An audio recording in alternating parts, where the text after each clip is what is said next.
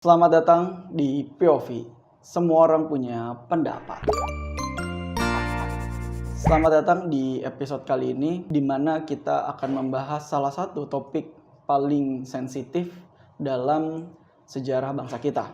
Pelanggaran HAM berat dan yang sering kita kenal dengan September Hitam. Peristiwa-peristiwa yang terjadi bukan hanya sekedar catatan sejarah, tapi meninggalkan luka bangsa kita hingga saat ini. Hari ini kita akan menyelami bagaimana tragedi-tragedi itu terjadi dan melihat bagaimana respon dari masyarakat dan bagaimana para pemuda dalam mendorong dan menyuarakan hak-hak yang telah direnggut oleh para penguasa. Jadi mari kita mulai episode kali ini dengan membuka mata, membuka hati dalam melihat bagaimana hak asasi manusia ini bisa ditegakkan. Dan mari kita dengarkan dari narasumber langsung yang mungkin narasumber ini menjadi salah satu korban atau keluarga korban terdampak peristiwa HAM berat di masa lalu. Langsung aja saya kenalkan narasumbernya, silakan. Halo, terima kasih atas kesempatannya. Sini. Nama saya Muhammad Rullah Tahiro, biasanya dipanggil Ruhi. Oke, Ruhi, sebagai apa Ruhi? Di sini saya sebagai salah satu keluarga korban HAM berat. Keluarga korban? Iya. Kebetulan keluarga korban saya adalah korban langsungnya adalah ibu saya, yang dimana dia terdampak dari peristiwa Tanjung Priok 1984. Nah itu gimana? Apa yang terjadi, apa yang menjadi latar belakang dan kronologinya? Oke, peristiwa Tanjung Priok 1984 seperti yang kita tahu itu adalah ada di masa Presiden Soeharto, presiden kita yang kedua. Di masa itu kita tahu bahwa di zaman pemerintahan Soeharto dia menggunakan kekuasaan yang otoriter. Iya, betul. Sifatnya otoriter sehingga kadang memaksakan kehendak dia, keputusan-keputusan dan kebijakan-kebijakan yang sebenarnya tidak dapat diterima oleh masyarakat gitu. Tapi untuk menangani hal tersebut, Soeharto menggunakan tangan besinya. Dia menggunakan organ-organ negara seperti ABRI dan lain-lain untuk memberantas musuh-musuh politiknya. Musuh politik kan nggak cuma dari partai atau yang lain-lain, musuh politik juga bisa dari penduduk sipil kan. Iya. Nah, oleh karena itu saat itu saat itu Soeharto dia sangat gencar ingin mengokohkan kekuasaannya dengan cara menggunakan Pancasila. Pancasila ini sangat diagung-agungkan oleh Soeharto, tapi dengan tanda kutip. Nah, sangat amat disayangkan Pancasila yang kita tahu sangat mulia dibentuknya dan dengan isi-isi yang sangat terhormat itu digunakan sebagai senjata politik oleh Soeharto gitu. Membentuk kekuasaan juga, Iya. melanggengkan kekuasaan juga. Melanggengkan kekuasaan karena kebetulan saat itu tuh juga salah satu partai politik yang berasal dari Islam itu tuh dia kekuatannya sangat besar gitu sehingga Soeharto khawatir. Masyumi. Waktu itu 1984 tuh pokoknya kalau zaman Orba itu kan partai politik hanya dibagi 3 atau 4 itu kan ya. Misalnya perwakilan yang demokrat, perwakilan nasional, perwakilan Islam, kemudian partai yang ketiga tuh Golkar sendiri kalau satu. Nah, kemudian untuk semua partai Islam tuh jadikan satu gitu. Nah, partai ini dapat simpati sama masyarakat tuh gede. Akhirnya Soeharto khawatir, makanya dia menerapkan asas tunggal ideologi Pancasila, asas tunggal Pancasila itu. Dan untuk itu dia seringkali merepresi masyarakat yang punya pemikiran berbeda atau menentang pemerintahan. Jadi kalau misalkan nih ada pemerintahan atau ada sekelompok atau individu yang menentang pemerintah pada saat itu, maka akan dianggap tidak Pancasialis begitu. Oh, sih. Itu jadi senjatanya ya. Iya. Ini baru 1 menit. Kenapa? Serem. Nggak apa-apa. Kita bicara fakta aja. Fakta sejarah. Iya, kita bicara fakta sejarah aja. Karena memang ada di catatan sejarah, kita juga bisa nanti tampilkan beberapa narasi-narasi ilmiahnya. Nih, Mas Ruhi, Bang Ruhi, Kak Ruhi, mau dipanggil apa? Ruhi aja. Oke, Ruhi. Kenapa jelasin kepada netizen kita kenapa Ya, kita memakai ini nih serba hitam. Kebetulan ini tanggal 8 September ya, dan bulan September yang di Indonesia diperingati sebagai Hari September Hitam. Wow. Dan kenapa dinamakan September Hitam itu karena banyak sekali kejadian-kejadian pelanggaran HAM yang terjadi di bulan ini gitu. Apa aja? Misalnya seperti kasus pembunuhan Munir. Munir. Yang kemarin tuh tanggal 7 September. Lagi rame banget kan? Iya. Iya. Terus Tanjung Priok, peristiwa Tanjung Priok juga tanggal 14 kalau nggak salah peringatannya itu. Terus kemudian ada yang ketiga tuh ada G30 SPKI. G30 SPKI termasuk dalam kasus pelanggaran HAM berat? Konteksnya harus dibedakan terlebih dahulu. Oke. Karena di saat peringatan 1965 itu banyak sekali pembunuhan dan genosida terhadap orang-orang yang dia dianggap ikut ke dalam PKI. Padahal belum tentu itu PKI. Ya, betul. Padahal belum tentu dia itu PKI. Oh iya, oke. Jadi bahkan ada salah satu korban yang sampai sekarang masih hidup kebetulan. Dia tuh penyanyi. Dia sedang diundang di acara PKI gitu buat menyanyi gitu kan. Dia sama sekali tidak terafiliasi partai tersebut. Namun dia dicurigai sama pemerintah kemudian ditangkap. Dan wow. Iya, akhirnya kan walaupun dia karena alasan tersebut ditangkap, akhirnya seluruh keluarga dia itu KTP-nya ditandain PKI, terus akhirnya mereka susah dapat kerjaan, mereka nggak tahu cara majuin ekonomi gimana, dikucilkan masyarakat, dicap kriminal seperti itu. Oke, tapi sebelum masuk ke dalam jauh kronologi background terkait dengan HAM berat keluarganya Ruhy, ini tadi pengen ngebahas sedikit nyerempet terkait dengan PKI. Apakah dari pandangan Ruhy, ini kan ada ini ya, ada singgungannya juga, ada irisannya berkaitan dengan HAM berat ya kan. Bagaimana kita bisa melihat dari kacamata kita sebagai seorang yang awam atau warga sipil berkenan dengan PKI itu sendiri, karena kan yang kita lihat memang PKI merugikan negara kita di catatan sejarah yang kelam ini, dan kita juga tidak bisa memungkiri hal itu dan kejadian-kejadian tersebut. Nah, bagaimana dengan persekusi-persekusi yang dilakukan oleh pemerintah terhadap ya katakanlah keluarga PKI itu sendiri? Itu yang pertama. Yang kedua tadi yang berkaitan dengan PKI, padahal orang ini tidak terafiliasi apapun sama PKI, tapi dipersekusi dan ditandai dia adalah PKI dan lain sebagainya. Bagaimana dari kacamata kita atau dari Ruhy berkaitan dengan melihat peristiwa ini? Apakah ini perlu dibela oleh hak asasi manusia atau gimana? Yang pertama, yang jelas dalam prinsip HAM itu atau prinsip hukum itu kita tidak menghukum orang yang tidak bersalah. Tidak bersalah. Iya. Walaupun dia bagian dari keluarga. Iya, betul sekali. Karena yang bersalah itu hanya kalau semisal ada pelanggaran pidana atau yang lain-lain gitu ya. Oke. Atau kejahatan yang lain lah, anggaplah seperti itu. Tidak mungkin dong satu keluarga disalahkan hanya karena perilaku satu orang.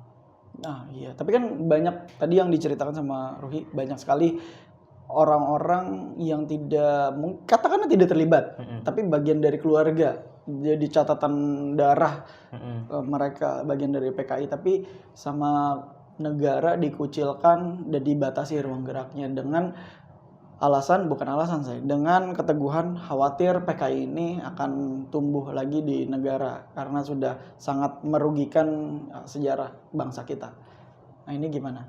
Sebenarnya begini, kalau sebenarnya pemerintah tuh kalau semisal kita lihat quotes-quotes yang banyak quotes-quotes yang beredar, pemenang itu menciptakan sejarah. Oke. Jadi pemerintah Soeharto ini dia bagaimanapun caranya ingin mengkambing hitamkan PKI dalam segala masalah yang ada di Indonesia. Iya, itu statement siapa? Seperti yang kita tahu bahwa pemenang itu menciptakan sejarah. Nah, oleh karena itu, waktu itu Soeharto lagi gencar-gencarnya ingin ambil pengaruh Amerika dan kawan-kawan yang berideologi kanan gitu. Sedangkan bagi pihak blok kanan, orang yang berideologi kiri itu adalah musuh besar kayak Uni Soviet atau Rusia dan lain-lain. Sedangkan saat itu di Indonesia ideologi PKI itu sangat berkembang pesat dan bisa dibilang besar juga tumbuh. Salah satu dari 3 terbesar di dunia. Ya, betul. Oh iya, salah satu 3 terbesar di dunia. Setahu gue sih ya. Dan akhirnya agar dapat pengaruh tersebut, entah bagaimana caranya, apakah ini masih saya belum bisa mengkonfirmasi apakah Soeharto ini dibantu Amerika juga buat gantiin Soekarno dan jadi presiden dan melanggengkan kuasanya. Cuma yang jelas waktu itu Soeharto ingin sekali mendapat perhatian dari Amerika yang agar dianggap sekutu oleh mereka, makanya membantai orang-orang PKI ini. Oh, tapi kan bukannya PKI duluan yang membantai jenderal-jenderal.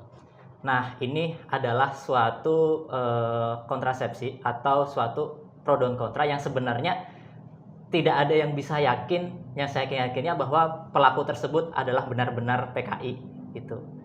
Ada catatan sejarah yang lain yang bilang kalau semisal itu pelakunya bukan PKI gitu.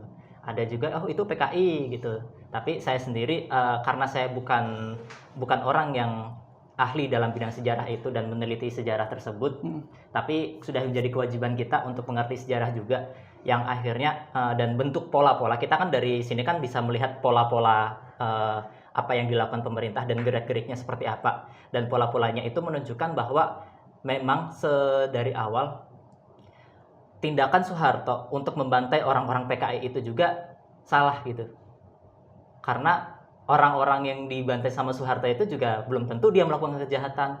Orang-orang yang ditangkap sama Soeharto itu juga belum tentu melakukan kejahatan juga.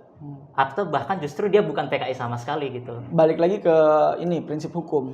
Ya berarti harusnya ya yang bersalah Jadi, dia yang diadili. Meskipun dia PKI nggak seharusnya dibantai karena belum tentu dia melakukan kejahatan itu. Bisa jadi mungkin petinggi-petingginya kita nggak tahu gitu kan. Ada gium hukum yang dimana dia tuh sebenarnya bilang seseorang tidak dapat dihukum hanya karena pikirannya. Oh iya. Karena nggak ada yang salah dari pikiran. Oke, itu ada di gium hukum. Berarti kalau misalkan kita berbicara seperti ini dan melakukan analisa-analisa atas pikiran-pikiran kita nggak bisa dihukum dong. Iya, yang dihukum adalah perbuatannya. Bagaimana dengan undang-undang ITE? Undang-undang ITE ini sebenarnya kalau semisal kita lihat data undang-undang ITE ini juga dia yang sering pakai undang-undang ITE ini para pejabat alias kaum-kaum elit ini sengaja diciptakan oleh mereka agar membatasi gerakan masyarakat represi demokrasi yang ada di Indonesia gitu. Iya. Jadi sebetulnya kita aman gak ya ini ngomong kayak gini? Nanti di-cut kita disangka PKI lagi nih. Ya, padahal kita hanya melihat dari sisi hukum ya. Saya cinta Pancasila kok. Saya Garuda di dadaku, peace. Garuda di dadaku. Cuci tangan. Ini ya karena kan isu PKI itu sangat sensitif. Ya, tapi salah satu stand up comedian Rispo kakeknya PKI kan? Dia mengakunya gitu, tapi nggak tahu kita benar apa nggak. Tapi dia bilang beberapa kali tuh terutama di Prosedur tuh memang dia menyatakan bahwa kakeknya tuh PKI. Iya, makanya kayak gua ngobrol tentang PKI sebetulnya khawatir nih antek-antek PKI lu nanti. Iya, betul. Agak repot juga nanti kan ke depannya. Ntar tiba-tiba KTP saya di blacklist.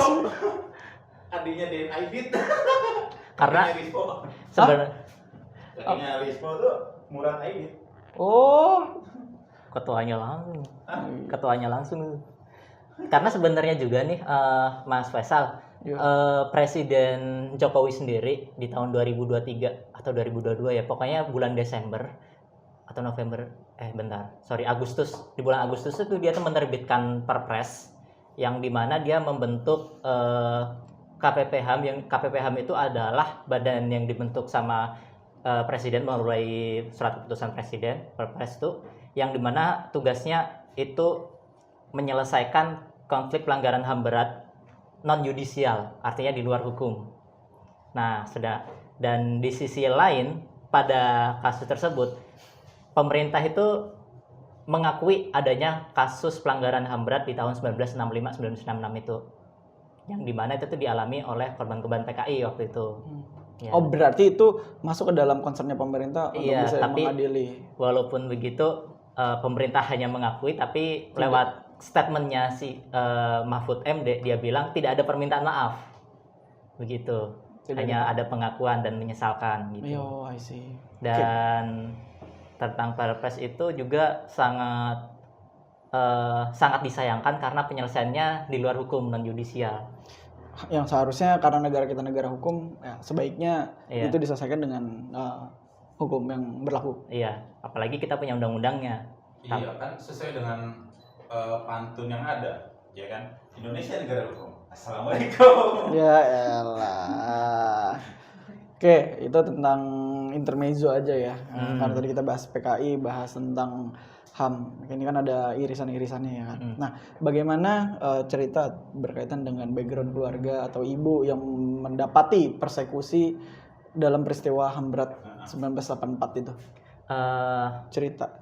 Untuk pemberitahuan lebih lanjut lagi, ibu saya namanya Aminatun Najariyah. Jadi saya bukan keluarga korban fiksi, saya memang keluarga korban. Ibu saya namanya Aminatun Najariyah.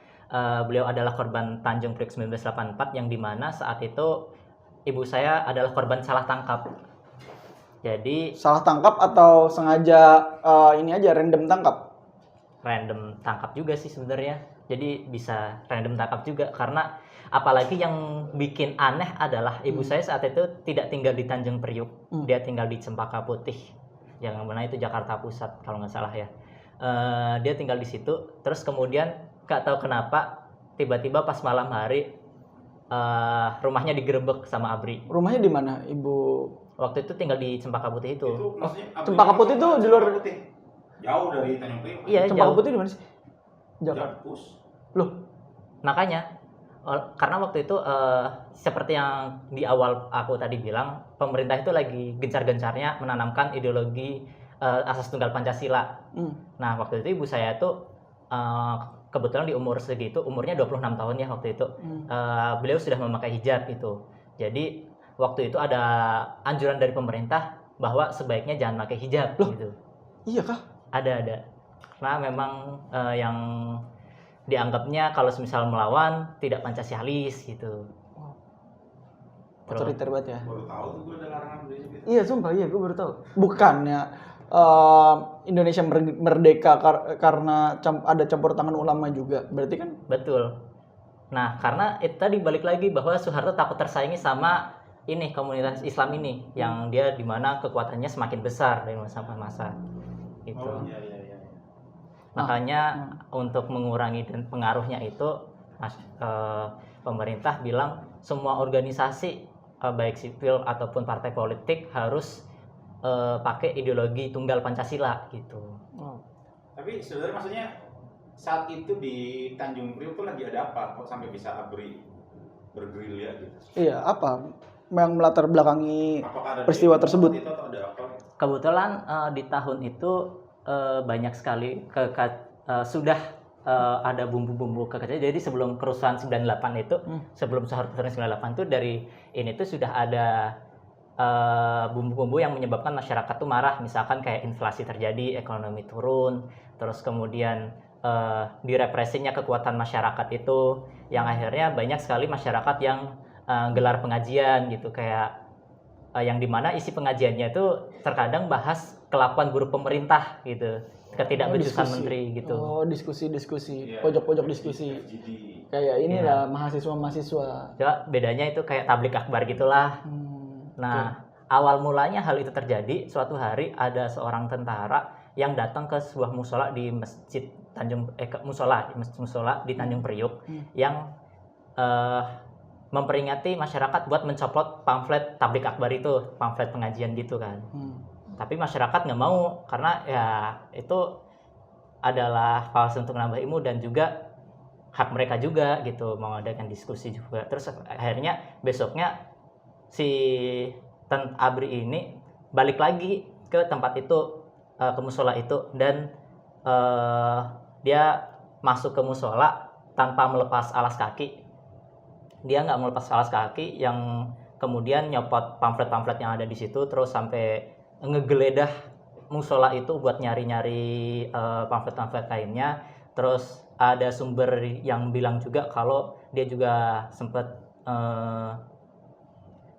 nginjek Al-Quran Nah, makanya ngebuat masyarakat tuh marah. Akhirnya motornya si tentara ini dibakar sama masyarakat. Oh iya. Iya, besoknya balik lagi tuh dibuat untuk membuat pernyataan perminta maaf itu si tentara ini. Tapi dia nggak mau kan, dia nggak mau buat pernyataan perminta maaf. Masyarakat tambah marah, akhirnya jadi kericuhan juga di situ kan. Nah, tapi itu bukan puncaknya, itu masih bibit-bibitnya kericuhan. Nah, selanjutnya itu ada layangan surat dan penangkapan yang dilakukan oleh ABRI atau polisi yang menyatakan ada 4 orang yang ditangkap yang dianggap dia adalah sumber dari kericuhan itu. Yang itu tuh masyarakat sipil semua yang ditangkap. Jadi provokator. Iya, dianggap provokator. Nah, akhirnya masyarakat tambah marah tuh. Terus ada salah satu tokoh namanya Umar Biki. Dia salah satu tokoh masyarakat juga yang dia tuh ceramah ke masyarakat bahwa yang pada intinya ceramahnya itu melayangkan tuntutan agar orang-orang yang ditangkap itu dibebaskan.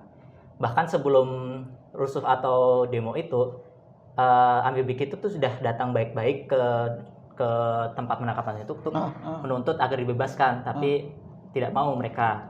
Akhirnya masyarakat semua turun demo ke jalan gitu kan, yang arahnya tuh menuju polsek yang tempat orang ini ditangkap. Nah, jumlahnya itu ribuan waktu itu, masanya ribuan.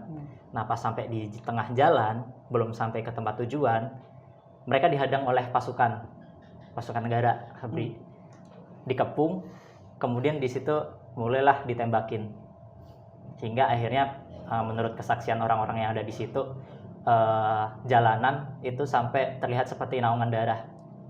Pembunuhan massal. Nah, tapi dalam pengakuan pemerintah sendiri, mereka cuma bilang korbannya 79 orang gitu. Tapi itu kan nyawa ya. Iya. Mau tapi itu nyawa. Dan itu pun bukan jumlah aslinya gitu, karena masanya itu hampir 1.500-an waktu itu tuh. Dan akhirnya itu kebongkar juga ketika ditemukannya tempat pemakaman massal Tanjung Priok itu. Hah? Iya. Pemakaman sampai ada tempatnya itu. Pemakaman massal? Iya, tidak dikembalikan ke keluarganya masing-masing? Tidak, jadi setelah ditembakin itu, orang-orang yang mati itu dan terluka tuh dibawa semua sama TNI itu lewat pakai truk, terus diangkut-angkutin gitu kan. Seriusan? Terus setelah kejadian semua beres, pemadam kebakaran datang buat bersihin jalanan. Jadi terus area itu dijadiin tempat militer apa gitulah, disterilisasi sama militer gitu. Yang akhirnya itu tuh juga ada maksud untuk melencengkan sejarah juga dari mereka waktu itu. Jadi gimana caranya pihak luar nggak tahu lah, tapi sayangnya ya orang 1.500 ditutupin pakai 79 orang. Kuburan masalahnya berarti lubang gede gitu jadi satu tuh di situ. Gue kurang tahu konsepnya gimana, apakah kuburan massal itu dikuburin satu-satu terus gimana. Tapi yang jelas waktu penyelidikan Komnas HAM itu mereka nemuin kuburan itu, terus akhirnya terkonfirmasi bahwa mayat yang ada di situ adalah korban Tanjung Priok. Gitu. Oh, itu konfirmasi dari Komnas HAM? Iya. Di mana tuh? Hah? Di mana ya? Gue kurang tahu sih itu makamnya di mana. Cuma waktu itu Komnas HAM nemu mayatnya itu di tempat penguburannya itu. Pelanggaran HAM berat banget ini, Maya. Iya. Itu siapa dalangnya? Bahas tentang dalang yang pasti aktor-aktor negara termasuk jenderal, terus kemudian kapten-kapten juga. Salah satunya kalau gue boleh sebut nama nggak nih? Sebut nama aja nggak apa-apa. Salah satunya ada namanya Tri Sutrisno. Tri Sutrisno itu waktu itu dia jadi Komdam Jaya, Panglima gitulah, Komdam Jaya 5, yang dia tuh punya kewenangan untuk memberikan perintah ngepung massa yang ada di Tanjung Priok itu yang mau melakukan demonstrasi. Dia punya kewenangan untuk itu. Tapi sayang seribu sayang, ketika pengadilan HAM Tanjung Priok, HAM ad hoc ini, dia sama sekali tidak diseret ke pengadilan. Yang diseret ke dalam pengadilan adalah aktor-aktor lapangannya saja. Begitu. Dan ini juga berlaku ke pengadilan HAM berat yang lain, atau bahkan bukan HAM berat, pengadilan pidana juga, yang dimana yang diseret itu kadang tuh pelaku-pelaku lapangannya. Kemarin kita bisa lihat kasus Munir, pembunuhan Munir itu kan yang tangkap dan diadili cuma satu orang tuh, Polikarpus doang. Padahal secara bukti bahwa dan meyakinkan bahwa ini bukan tindakan satu orang aja, tapi ini upaya sistematis yang melibatkan aktor negara dan badan-badan negara yang membuat Munir Said Thalib ini akhirnya meninggal dunia, wafat. Begitu. Dan memang sudah menjadi kebiasaan lah bagi negara kita yang ketika pelanggaran HAM berat terjadi, entah itu di Paniai, Timor Leste, atau bahkan Kanjuruhan, itu yang ditangkap atau yang dipersalahkan hanya orang-orang yang di lapangan aja gitu. Iya, harusnya. Ada orang lapangan juga pasti menerima perintah dari atasan dong. Iya, harusnya itu yang diadili. Iya, apalagi kalau misal kita tahu budaya kepolisian atau militeristik itu kan biasanya nggak akan gerak kalau nggak disuruh atasan. Iya, apalagi senioritas ini. Iya, nggak akan berani ngelawan juga. Betul, Kita betul. bisa lihat di kasus Sambo kemarin tuh juga. Iya, betul, betul. Tapi baru Sambo doang yang diadili, jenderal, salah satu jenderal tinggi aktor negara, yang sampai dengan saat ini dihadirkan di pengadilan. Kurang tahu sih karena memang Tapi jujur. kalau dalam kasus si Sambo kan memang semua buktinya nyata dan apalagi juga terjadinya di zaman modern yang gampang banget buat Udah dilacak. iya lebih mudah untuk melacak kan ketimbang di zaman dulu yang kamera aja mungkin masih sulit gitu. Iya. Betul. Dan Trisutrisno ini sendiri kan dia pengaruhnya sangat besar ya, bahkan dia salah satu wakil presiden kita mendampingi Soeharto waktu itu. Dia Pernah jadi Pendamping. iya, jadi wakil presiden dia. Oh iya. Iya, setelah 1984 nih tahun-tahun berikutnya dia diangkat jadi wakil presiden Soeharto. Nih, sorry gue potong. Tadi gue ngecek liputan 6. Ternyata kurang lebih ada 4 makam. Jadi ternyata terpisah. Ada di Cipayung, ada di Monokano. 4 makam itu 4 makam kuburan massal, bukan satu orang.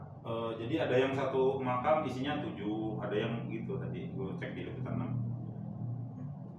6. Dan gue belum baca semuanya, kemungkinan bisa lebih dari 4, bisa jadi.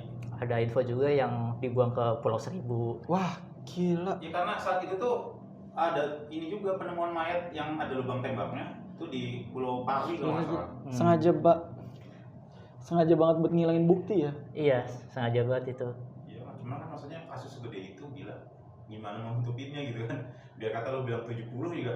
Nyawa, tidak ada harga yang worth it hanya untuk membela demokrasi. Tidak ada, tidak bisa dibayarkan dengan satu nyawa pun. Ini 70 coba. Iya, Hanya coba bilang hanya 70, coba bayangin hanya 70. Satu pun juga tidak bisa dibayarkan hanya untuk membela demokrasi. Nah, begitulah waktu zaman Soeharto. Terus berangkat dari kejadian itu, kemudian tapi saat itu ibu ikut ke situ enggak? Enggak, Diketok. Berarti malam-malam dini hari. Berarti benar-benar random ya? Iya, random. Jadi alasannya itu kami waktu pembelaannya militer itu alasannya adalah untuk melacak jejak-jejak ini mereka yang kabur gitu kan. Dianggap provokator. Nah, ibuku ditangkap terus diinterogasi, disiksa juga, dipenjara, bahkan kondisinya telanjang. Kalau tadi aku barusan nanya, menurut kata ibu saya sendiri, dia dipenjara 45 hari kalau nggak salah tuh. Dan setelah dipenjara itu beliau sempat masuk ke rumah sakit jiwa juga gitu. Masih trauma berat. Iya. Karena emang penyiksaan di interogasi mereka kan dipaksa untuk mengaku gitu kan. Iya, bukan mengakui apa yang dilakukan, tapi mengakui apa yang dituduhkan. Iya. Berdasarkan penuturan ibu, apa aja penyiksaannya? Boleh diceritain nggak? Atau ini ranah sensitif? Mungkin bisa dibilang trigger warning dulu buat teman-teman juga, tapi nanti bisa aku juga tanya ke ibu, aku tapi ucapin dulu. Cuma nanti aku minta persetujuan ibu juga apakah ini ditayangkan apa enggak gitu. Iya, Oke, nggak apa-apa. Nanti Tapi kita kirimin dulu filenya. Kalau misalnya oke tayang, kalau enggak di-cut. Ya. Jadi waktu itu yang ibu saya ceritakan di pengalaman itu adalah ditangkap secara paksa malam hari, terus kemudian dipindahkan ke penjara. Di penjara itu ibu saya ngelihat beberapa orang yang dikasih makan sama polisi itu makanan yang tidak layak, yang seperti di dalamnya tuh ada percikan beling-beling, yang dimana pas pas buang air besar tuh mereka ngeluarin darah juga. Terus dipukul juga sempat, ditelanjangi ibu saya juga sempat. Tapi ada polisi wanita atau laki-laki semua? Kurang tahu, cuma mayoritas kata ibu saya itu laki-laki semua. Terus kebetulan ibu saya sempat satu penjara dengan Pak D saya, karena waktu itu lagi tinggal kebetulan satu rumah atau satu tempat tinggal sama Pak D saya, kakaknya ibu saya. Itu juga dia sempat alat kelaminnya disetrum lah, ditelanjangi gitu. Jadi trigger warning aja dulu. Trigger warning buat teman-teman. Itu yang didapati selama 1 bulan. 1 bulan lebih itu. 1 bulan. Dan pada akhirnya bebas itu kenapa? Aku kurang tahu waktu itu dibebaskannya kenapa. Apakah polisi sudah capek atau memang ada tuntutan dari masyarakat? Kurang mengerti juga waktu itu konteksnya bagaimana bisa dibebaskan. Cuma waktu bebas juga ibu saya dalam kondisi yang terlihat trauma sekali dari berdasarkan cerita kakak saya. Ya karena waktu itu saya belum lahir. Jujur aja saya kelahiran 2002 kan. Iya. Kejadian 1984. Nah, lu di desain aja belum. Waktu itu pokoknya kondisinya dia ibu saya masuk rumah sakit jiwa, terus nggak bisa ngomong apa-apa, pokoknya diem, terus ngalami, bahkan sampai sekarang tuh ada efek masih ada efeknya karena perlakuan dari negara. Traumatis. Jadi kalau misalnya saya boleh cerita, setiap kali ibu saya ngelihat seseorang yang dia pakai seragam, kayak seragam militer gitu lah, entah itu tentara, polisi, itu tuh pasti kayak ada Rasa takut, gugup gitu loh. ke-trigger. Iya, ke-trigger gugup. Makanya kayak Trigger bawaannya tuh pengen marah gitu ke orang itu. Pengen marah, kadang juga gugup. Ke Satpam BNI BCA juga pernah saya ngelihat ibu saya gugup di depan mereka. Sampai sekarang. Iya. Dampaknya sampai dengan saat ini, dari usia ibu 26 tahun sampai dengan usia udah 50-an berarti sekarang atau? Iya. Di RSJ berapa lama? Di RSJ berapa lama ya? Gue kurang tahu sih itu. Dan itu cukup lama di rumah sakit jiwa. Kurang tahu. Tapi bebas itu dibebasin ini kan, dinyatakan tidak bersalah. Iya. Baru selama 1 bulan itu. Terus maksudnya setelah dinyatakan tidak bersalah, pertanggungjawaban mereka apa? Nah, kalau semisal kita lihat di Undang-Undang 26 2000 tentang pengadilan hak asasi manusia, di mana hal tersebut itu mengatur HAM ad hoc. HAM ad hoc itu dia diajukan oleh DPR, Komnas HAM, kemudian Kejaksaan. Nah, komposisi hakimnya juga berbagai macam, mulai dari ahli, kemudian pensiunan hakim, yang pokoknya itu kualifikasi 3 orang itulah. Nah, peristiwa Tanjung Priok ini kan salah satu HAM berat yang sudah ada pengadilannya ya. Dalam pengadilan tingkat pertama, keputusan hakim menyatakan bahwa Abri bersalah gitu. Orang-orang yang dibawa ke pengadilan itu bersalah walaupun hanya pelaku-pelaku lapangan gitu. Dan kemudian korban diberikan restitusi, rehabilitasi dan kompensasi. Korban? Iya, korban yang korban meninggal gimana? Ini ahli warisnya yang menerima. Jadi ahli warisnya. Jadi tulisan di undang-undang itu bahwa korban itu berhak atas ketiga hal tersebut, rehabilitasi, kompensasi dan restitusi. Dan kalau tulisannya tuh korban dan ahli warisnya, korban atau ahli warisnya begitu satu. Nah, dan untuk itu, tapi sayangnya di pengadilan tingkat berikutnya, tingkat banding atau kasasi, itu malah hakim menyatakan mereka bebas. Mereka bebas dan ya akhirnya korban tidak diberikan kompensasi, restitusi dan rehabilitasi tadi. Bahkan ketika mereka dinyatakan bersalah pun belum ada pembayaran juga ke mereka gitu. Sampai dengan saat ini kah? Iya, sampai dengan saat ini ya. Akhirnya sudah ada pengadilan sih, sudah ada, tapi apakah pengadilan itu adil gitu? Apakah pengadilan itu memang bukan pengadilan rekayasa gitu? Bagaimana kasus kelanjutannya kalau misalkan memang belum selesai secara sepenuhnya? Sebenarnya yang keluarga korban dan beberapa yang aware soal ini, yaitu beberapa aktivis atau koalisi masyarakat itu untuk tentang Tanjung Priok ini kita tetap bersuara walaupun ketika melihat dinamika politik saat ini memungkinkan sangat sangat menguras energi dan menguras harapan Oh iya, iya. harapan kita, Iya juga ya. Kenapa? karena HAM berat itu kan nggak hanya Tanjung Priok, nggak hanya PKI. Apa aja? Komnas HAM menerbitkan 17 jumlahnya, 17. 17 pelanggaran HAM berat di Indonesia yang Iya. sampai dengan saat ini belum selesai. Eh, Sudah selesai belum? ada yang Tanjung Priok tadi dianggapnya sudah selesai walaupun tidak adil. Oh iya. Jadi yang sudah baik yang sudah ada pengadilannya ataupun belum ada pengadilannya, pokoknya jumlahnya 17 yang diungkapkan oleh Komnas HAM. Dan Komnas HAM ini biasanya ngajuin penyelidikan, setelah penyelidikan itu diajukan ke kejaksaan apakah makanya ada beberapa pelanggaran HAM berat yang belum juga dibereskan atau belum ada pengadilan sama sekali. Misalkan kayak penghilangan paksa 9798 gitu. Munir ini masih masih perdebatan apakah dia dimasukkan ke dalam HAM berat atau tidak. Oh iya. Apakah dia hanya pidana biasa pembunuhan berencana atau pelanggaran HAM berat juga. Oh, yang Komnas HAM belum berani menyatakan yang itu. disebut sebagai pelanggaran HAM berat itu apa? Pelanggaran HAM berat kalau menurut UU 26 2000, pelanggaran HAM berat itu sebenarnya kalau misalkan 26 2000 ada dua, yaitu genosida dan kejahatan kepada kemanusiaan. Tapi sejak kadar informasi aja, Undang-Undang 26 2000 itu adalah hasil ratifikasi dari Statuta Roma. Itu hukum internasional. Jadi itu adalah perjanjian hukum nasional di mana kalau semisal negara kita menekan ratifikasi tersebut, maka negara tersebut wajib menerapkan hukumnya. Nah, sebenarnya Statuta Roma itu ada 4, cuma entah kenapa political will kita hanya menganggap 2 saja, yaitu genosida dan kejahatan terhadap. Harusnya apa kalau 4 itu? 4 ini yang pertama kejahatan perang, terus kejahatan agresi. Oh, agresi militer.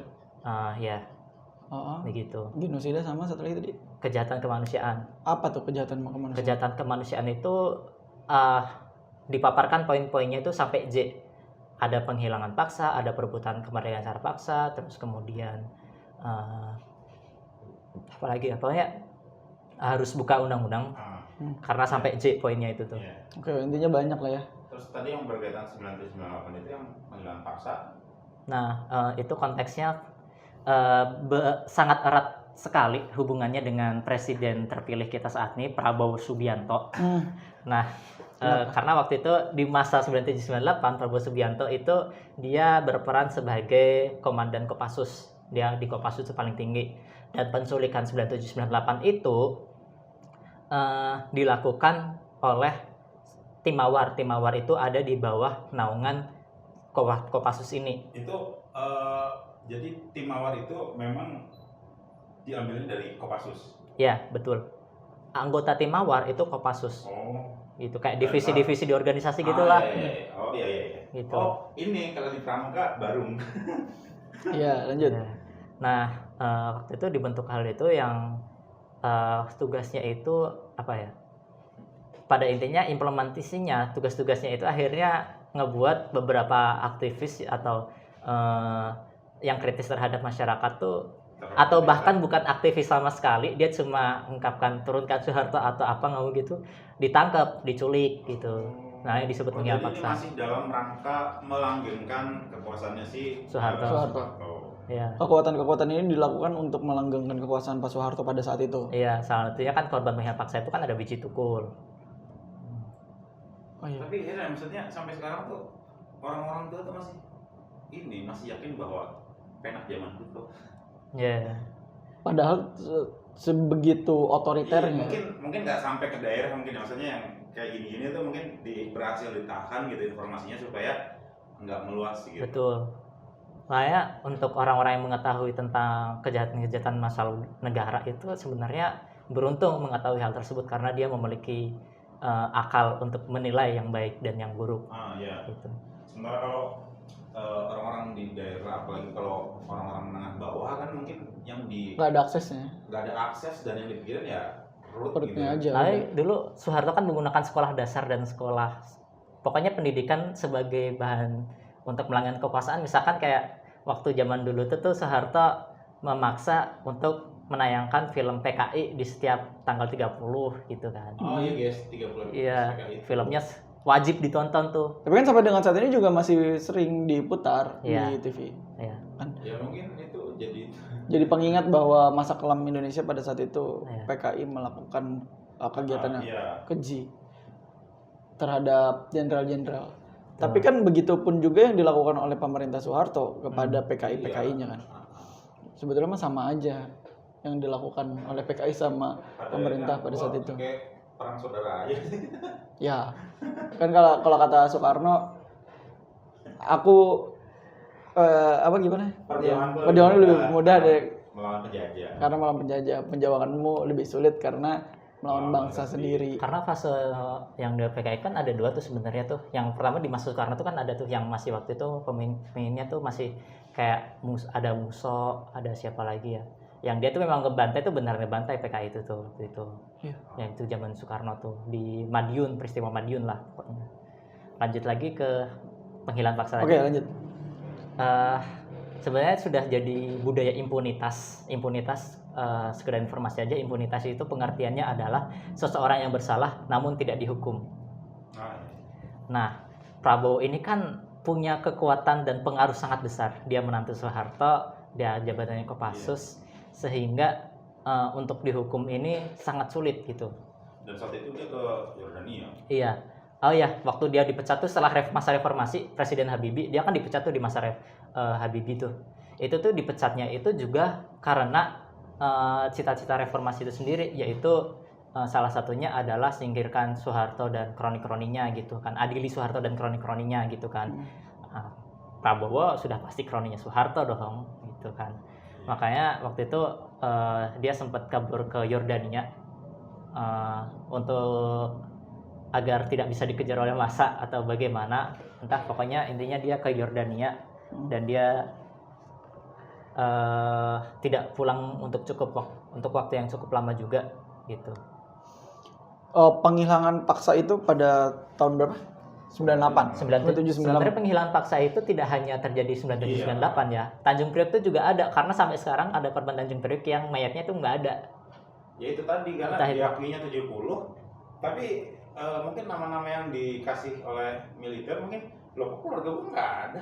Iya, jadi mungkin entah itu dia diculik atau memang mayatnya tidak diadakan. Jadi penghilangan paksa itu sebenarnya tuh terjadi juga di masa-masa sebelumnya gitu. Tapi untuk yang khususnya yang masalnya tuh booming-boomingnya itu di 97-98 itu. Karena menjelang reformasi. Ya. Oh, ngeri banget ya. Menjelang kericuhan Mei juga tuh. Itu terjadinya di 2000 ke bawah lah ya, sebelum reformasi. Setelah reformasi kita ada nggak sih peristiwa-peristiwa HAM berat di Indonesia? Kalau di Papua nggak ya? Paniai itu Papua bukan sih? Tapi ada kok di catatan komunisme setelah tahun 2000 ke atas itu, misalnya tahun 2014 kasus Paniai itu dianggapnya juga HAM berat juga. Nah, kemudian bagaimana melihat kasus pelanggaran HAM berat yang sampai dengan saat ini banyak yang belum diselesaikan. Kita bisa katakan bahwa banyak yang belum bisa terselesaikan. Dan pandangan dari Ruhi sebagai salah satu keluarga korban peristiwa HAM berat melihat bagaimana hukum di Indonesia ini untuk mengadili seadil-adilnya peristiwa-peristiwa HAM berat tersebut. Sebenarnya secara hukum kita punya hukum kok yang sekiranya dapat mengadili mereka itu semua. Kita juga punya mekanismenya, kita juga punya bukti-buktinya setelah penyelidikan itu. Terus tapi mengapa hal tersebut tidak dilanjutkan gitu? Nah, itu tadi kembali ke political will atau yang disebut dengan keinginan pemerintah. Jadi sebenarnya itu kalau ini tuh bukan masalah susah atau tidak susah, tapi mau atau enggaknya pemerintah diselesaikan begitu. Karena dalang-dalangnya adalah aktor-aktor saat ini. Nah, dan sangat mirisnya adalah Jokowi, presiden kita saat ini yang bentar lagi lengser, dia ketika kampanye 2014 atau 2019, pokoknya 2014 itu dia kampanye juga bahwa dia akan berjanji, nawacita berjanji akan menuntaskan pelanggaran HAM berat.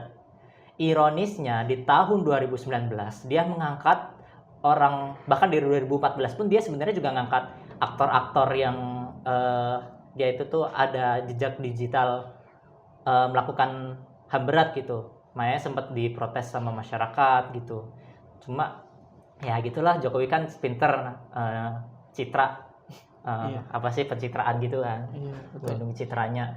Itu gaya politiknya. Maksudnya diangkat jadi apa? Pejabat-pejabat di pemerintahan. Misalkan kalau yang 2019 jelas tuh Prabowo diangkat sebagai Kemenkumham yang dimana Kemenkumham itu adalah Kemenhan atau Kemenham. Kalau Kemenhan, sorry. Kalau Kemenkumham mah Ya, beda lagi. Kemenhan, sorry ya. Kemenham. Kemenhan, di mana Kemenhan itu adalah sebenarnya jabatan strategis yang dimana dia itu bisa aja gantiin presiden kalau dalam keadaan darurat. Oh iya. Iya. Apalagi kalau lagi agresi militer. Ya, betul. Dan dia ngangkat terus akrab banget sama dia, sampai bahkan di kemarin pemilu dipromosiin sama Jokowi sendiri gitu. Di endorse. Terang-terangan itu presiden tuh boleh lo berkampanye. Nah, ini kita bahas tuh di posisi pertama. Iya, itu udah kita bahas. Wow. Itu kita bahas. Ngomongin politik dinasti. Itu udah rame. Oh, iya, Lumayan iya. rame lah itu. Ya kita udah bahas itu kok. Kayak sampai Pak Jokowi sendiri klarifikasi di istana tentang undang-undang yang membolehkan presiden itu apa? Memihak. Ya. Nah, itu. Makanya sejak awal mungkin kalau misalnya kita lihat Jokowi 2014 gitu kayak dia masyarakat sipil gitu kan, sangat mewakili kita, Iya. sangat mengambil hati gitu, tapi ternyata pas dia naik itu jujur sangat menyakiti hati, apalagi terutama korban dan keluarga korban, karena dia bukannya benar-benar menuntaskan tapi malah mengangkat atau menaikkan derajat orang-orang yang melakukan pelanggaran HAM berat itu. Misalkan kayak selain Prabowo tadi ada juga Wiranto yang dia tuh salah satu kroni Soeharto yang dia Panglima TNI gitu kan, dia dinaikin sebagai penasihat dan penasihat presiden gitu, terus dijadiin koalisinya presiden begitu. Jadi salah satu kekuatan buat presiden juga. Betul. Iya, jadi mereka ini dong bisa ngomong, loh, gue nggak salah, kalau gue salah, gue nggak seharusnya ada di sini gitu kan. Iya, untuk itu gampang banget menekan politik kita yang berusaha kritis ke pemerintah dengan cara-cara itu. Jadi menakutkan ya untuk bisa bersuara dan Iya, semenakutkan itu karena pengalaman di BEM tuh 2 kali didatengin polisi sama TNI. Anjay. sulit ya untuk kita berbicara sebuah kebenaran di negeri kita tercinta yang katanya negeri ini negeri demokrasi, tapi nyatanya nyatanya suara kebenaran dibungkam oleh tirani. Ya. Bagaimana hati-hati para masyarakat ini bisa diadili seadil-adilnya, tapi ternyata kekuasaan dia pegang berkaitan dengan hukum dipegang oleh para penguasa dan tidak adanya keadilan bagi masyarakat. Ini yang sangat menyakiti hati para korban HAM berat ketika naiknya Prabowo Subianto. Betul. Karena beliau adalah, kita bisa bilang apa beliau itu? Beliau itu adalah salah satu, kalau misalkan waktu itu beliau sebenarnya pernah, nggak usah ngomong beliau lah, dia tidak terhormat, Prabowo. Prabowo itu pernah dipanggil sama Komnas HAM, tapi Prabowo tidak mau datang, mangkir. Jadi sangat jelas Prabowo menyepelekan juga, dia juga berusaha menghindari kejadian itu. Bahkan sebenarnya kalau misalkan teman-teman bisa terisik waktu debat Pilpres 2014 antara Jokowi, Prabowo dan Jokowi Yusuf Kala melawan Prabowo Hatta Rajasa itu 2000 berapa? 2014. Oh iya, oke. Kali Jokowi nyalon. Iya, waktu itu tuh sebenarnya di debat Pilpres itu Yusuf Kala sempat menyinggung Prabowo tentang HAM berat ini, tentang menculikan gitu. Nah, Prabowo sebenarnya secara tidak langsung dia bilang, saya disuruh atasan saya. Kalau dia itu bilang gitu. Berarti sebenarnya dia mengakui bahwa dia melakukan itu. Iya, sebenarnya. Cuman dia mengakuinya dengan bilang disuruh atasan. Nah, Atasannya siapa? Wiranto. Iya. Berarti harusnya sama-sama diadili dong. Iya. Cuma waktu itu 2014 tuh mereka lagi pecah kubu, Wiranto sama Prabowo nggak bersatu kan. Gitu. Jadi main salah-salahan. Oh. Tapi secara hukum gimana? Selaku mahasiswa hukum, Apa ya? Prabowo bilang bahwa ya saya melakukan ini, katakanlah tadi yang dibilang sama Ruhi, saya disuruh sama atasan saya. Berarti kan bagian dari otaknya juga, bagian dari. Iya, karena memang sebenarnya waktu itu tidak secara gamblang menyatakan itu, dia cuma secara tipis-tipis aja menyatakan hal tersebut. Di waktu dikritisi sama Yusuf Kala gitu. Nah, sebenarnya balik lagi ke tadi political will kita, Prabowo itu sudah dipanggil, DPR juga sudah mengajukan pemerintah untuk melakukan pengadilan HAM ad hoc. Iya. Cuma ya Tidak dilakukan. macet kasusnya di kejaksaan itu, entah apa yang terjadi, konflik interest apa yang terjadi di dalam situ, makanya prosesnya tidak berjalan sampai sekarang gitu. Berarti nih ketika Pak Prabowo Subianto menjadi presiden RI ketika dilantik nanti di bulan Oktober, itu sangat menyakiti hati para korban-korban Oh, HAM iya, berat. jelas. Iya, tadi seperti di awal bilang kan jadi mengikis harapan. Iya.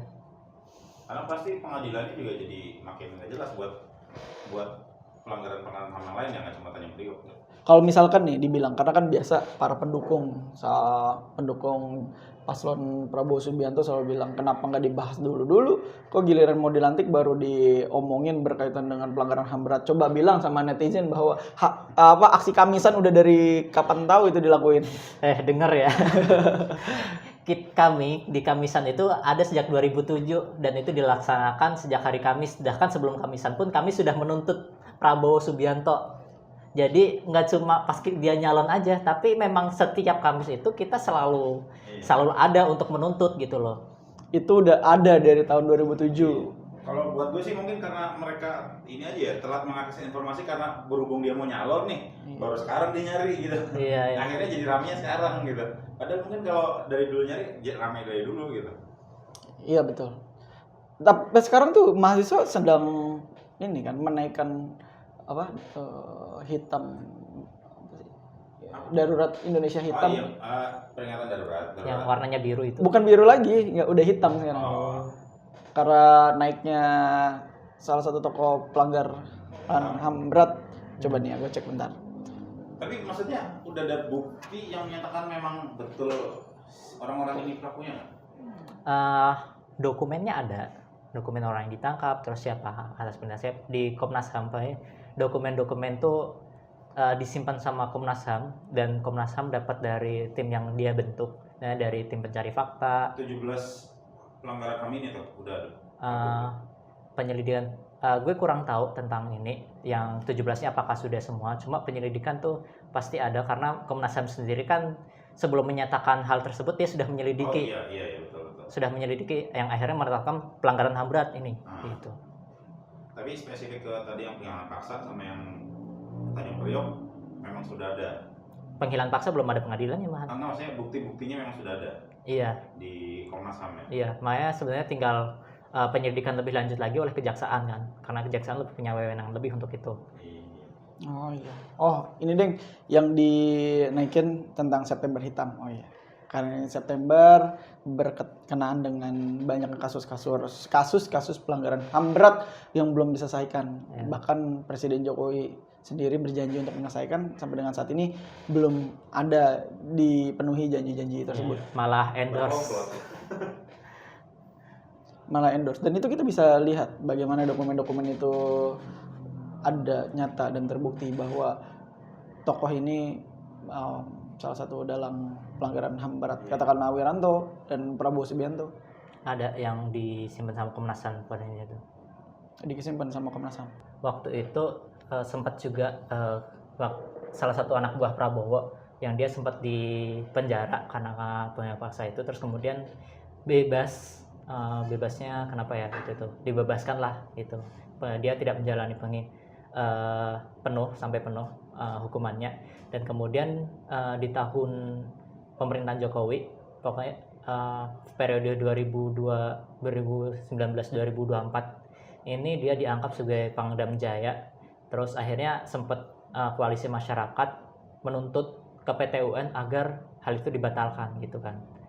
Nah tapi sama PT UN gugatannya ditolak gitu. Kenapa? kurang tahu juga itu, pasti ada orang-orang di belakang itu. Iya, bahkan saat itu Prabowo jadi Kemenhan aja, ex Tim Mawar tuh ada yang jadi ini juga Iya. dapat posisi-posisi penting di Kemenhan. Prabowo ngangkat orang-orang yang dulu bekerja sama dia di Kopassus itu termasuk Tim Mawar itu buat kerja mendampingi dia gitu. Jadi staff dia gitulah. Tapi beliau sekarang sudah jadi presiden terpilih, bagaimana dong?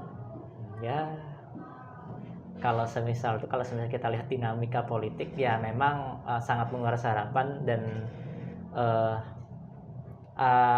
yang sampai saat ini bisa diusahakan adalah tetap bersuara, walaupun memang harapan kadang suka hilang, tetap bersuara dan jangan pernah menerima uang sepeser pun dari mereka kalau semisal belum dapat keadilan, karena baru-baru ini beberapa bulan lalu Prabowo itu ngasih uang jumlahnya 1 miliar ke keluarga korban dan korban penghilangan paksa. Kenapa? Karena mungkin sebagai permintaan maaf kah?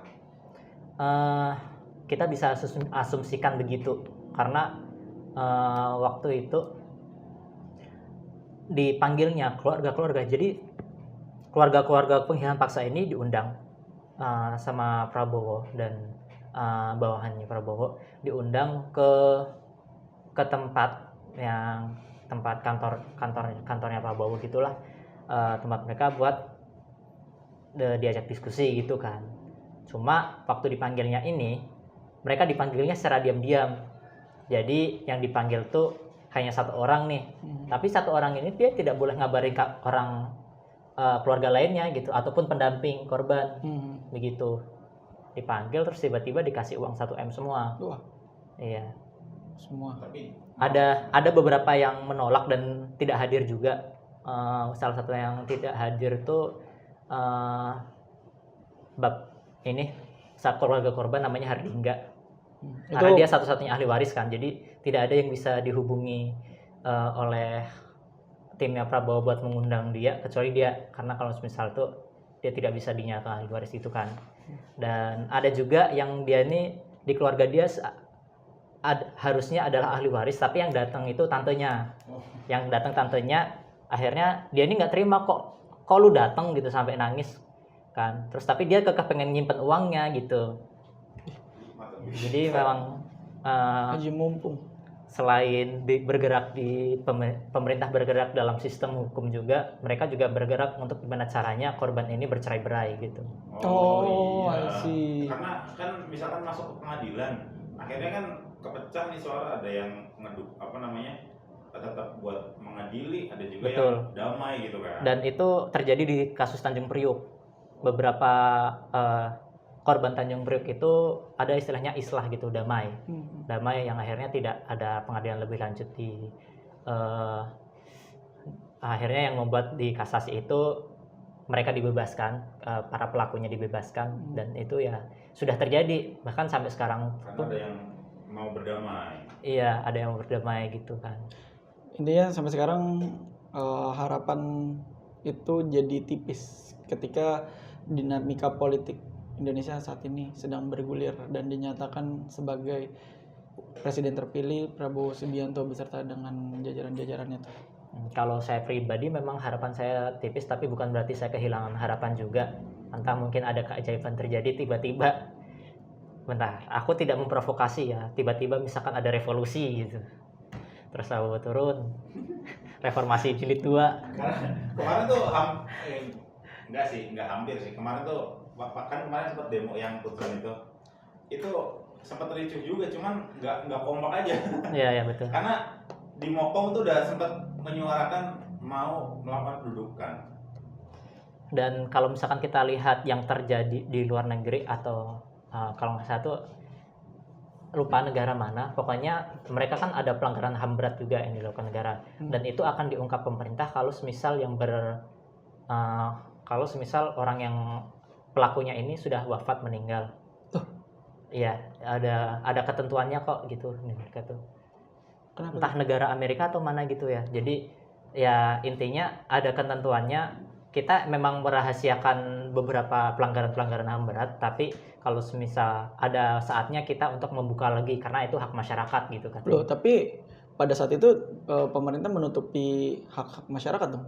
Ya, itu Ya nggak adil dong gitu. Gimana mau diadil kalau orang udah meninggal? betul. Oleh Nggak. karena itu ya saat ini kan pelanggaran HAM berat ini kan yang misalkan yang terjadi sebelum tahun 2000 itu kan orang-orang sekarang udah pada meninggal, korban-korbannya juga ada yang udah tua dan letih, ada bahkan pelakunya juga udah pada tua gitu. Jadi Ya udahlah gitu. kalau misalkan kita lihat orang yang sudah berumur kan biasanya udahlah gue hidup apa adanya, atau udahlah yang penting gue nggak mau capek-capek lagi, biasanya kan gitu kan. Akhirnya ya yang bersuara yang digantikan sama keluarganya yang lebih muda gitu, yang masih punya tenaga atau kemampuan untuk itu. Nah ini Kak Ruhi masuk ke dalam bagian dari komunitas September Hitam atau para keluarga korban peristiwa HAM berat kah? September Hitam itu bukan komunitas, cuma peringatan aja. Peringatan, oke. Cuma komunitas saat ini ada beberapa komunitas yang dia tuh kumpulan korban, misalkan kayak IKOHI itu dia pengalihan orang hilang. Terus kadang kami juga dikumpulkan sama organisasi LSM lain, misalkan kayak Kontras, LBH, Amnesty dan lain-lain lah gitu. Jadi kadang kita ada satu pertemuan di situ, terus karena mereka kan sebagai pendamping hukum kami, jadi ya biasanya lewat mereka lah kami bisa berkumpul atau kita mengadakan diskusi begitu. Oke. Pesan buat netizen kita dari Ruhi selaku korban keluarga korban peristiwa HAM berat, silakan. Pesan saya adalah jangan buta politik, jangan buta juga sama sejarah. Ketahuilah meskipun itu pahit bagi kamu, meskipun kamu mencintai public figure tersebut, misalkan kamu mencintai seberapapun cintamu atau menjadikan dia sebagai tokoh idaman, tapi fakta tetaplah fakta. Dan saya pengen orang-orang yang melakukan tindakan-tindakan HAM berat itu, pelaku-pelakunya itu ingin dihukum agar impunitas tidak terus terjadi dan adanya jaminan ketidakberulangan terhadap seluruh masyarakat Indonesia. Baik, terima kasih Kak Ruhi. Kita sama-sama mengingatkan kepada masyarakat bahwa pelanggaran HAM berat bukan hanya sekedar catatan sejarah, tapi ini luka yang dikolektifkan oleh negara sampai dengan saat ini belum diselesaikan secara pasti. Maka dari itu Kak Ruhi tetap terus bergerak dan kita semua juga tetap terus bergerak untuk mengawal teman-teman pelanggaran kasus HAM berat. Saya Faisal Izulhaq dan saya Ruhi. Kami berdua pamit undur diri. Terima kasih. Wassalamualaikum warahmatullahi wabarakatuh. Waalaikumsalam.